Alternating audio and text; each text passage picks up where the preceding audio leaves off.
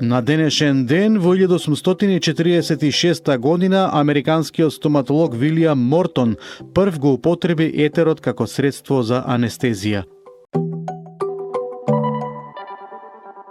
На овој датум, во 1882 година, роден е германскиот физичар Ханс Вилхелм Гајгер, кој ги изучуваше радиоактивните супстанции. Во 1928 година ја измисли направата за регистрирање и броење на наелектризираните честици и гама зраци, односно за мерење на радиоактивноста, позната како Гаргеров бројач. На денешен ден, во 1903 година, во Мартштег, мало штаерско место, почна состанокот меѓу рускиот цар Николај II и австро-унгарскиот император Фрањо Јосиф, на кој е изработена програма за реформи во Македонија, позната како Мартштедска реформска програма. Овие реформи, иако битно не ја изменија состојбата во Македонија, сепак тие придонесоа за актуализирање на македонското прашање во меѓународните односи. Во 1941 година на овој ден почна првата германска офанзива на Москва во една од најголемите битки во Втората светска војна, водена до јануари 1942 година. Во декември, во противнападот од страна на Црвената армија, тие беа отфрлени 200 километри од Москва, со што пропадна планот Барбароса. На денешен ден, во 1955 година, во автомобилска несреќа на 24 годишна возраст, загина американскиот глумец Джеймс Дин, символ на вознемирената и побојната младост по Втората светска војна. Негови филмови се Источно од рајот, Бунтовник без причина и Дивиот.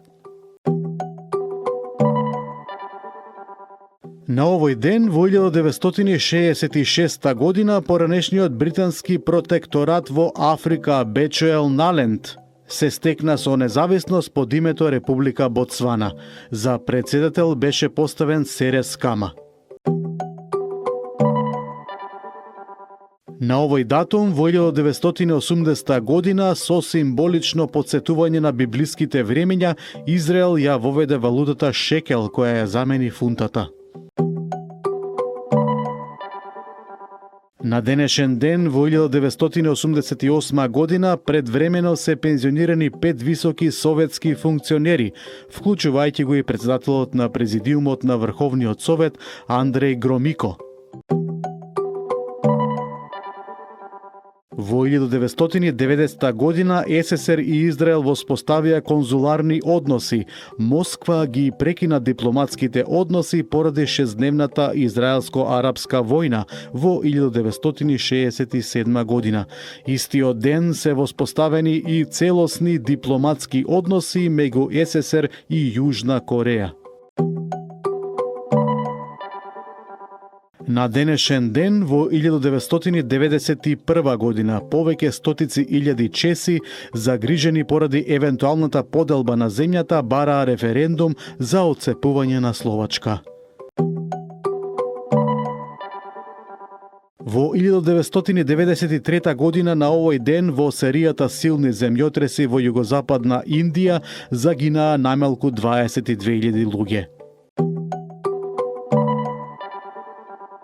На овој датум, во 1993 година, Советот на НАТО го одобри воениот план за поставување на повеќе од 50.000 војници во Босна и Херцеговина во период од 2 години.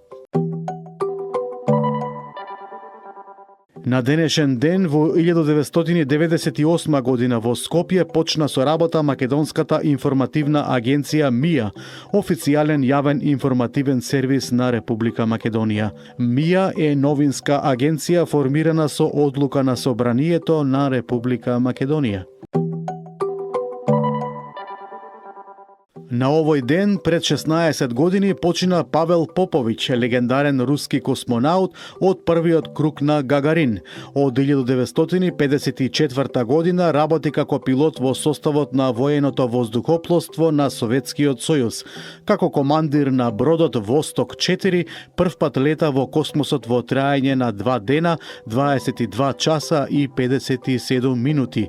Два пати беше прогласен за херој на Советскиот сојуз.